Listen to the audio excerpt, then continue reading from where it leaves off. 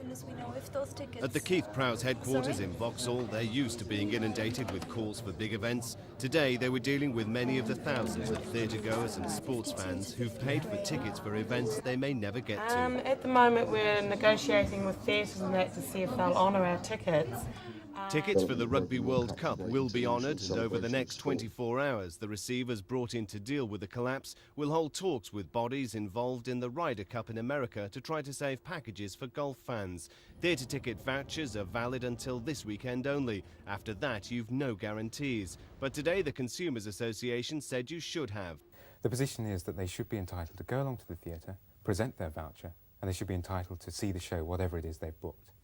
If the theatre refuses to allow them entry to their seat, then they will have to go away and try and recover their money from the theatre. But we think that the theatre is responsible for refunding the money to the customer.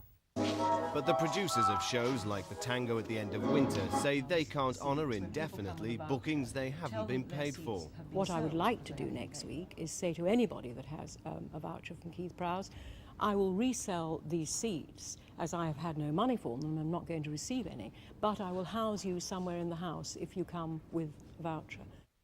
It emerged today that many people in the ticket agency business and in theatre land have known for some time that Keith Prowse were having serious problems. And there was no doubt they were behind on a lot of their bills, and I'm surprised that the theatre world is a small world. I'm surprised that knowledge was not circulated and acted upon by the industry as a whole, as a complete unit. So why did the company continue to take bookings?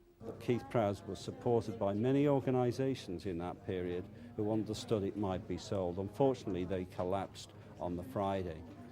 As far as the directors are concerned, I'm sure they will be saying that the best solution would have been if they could have sold the company.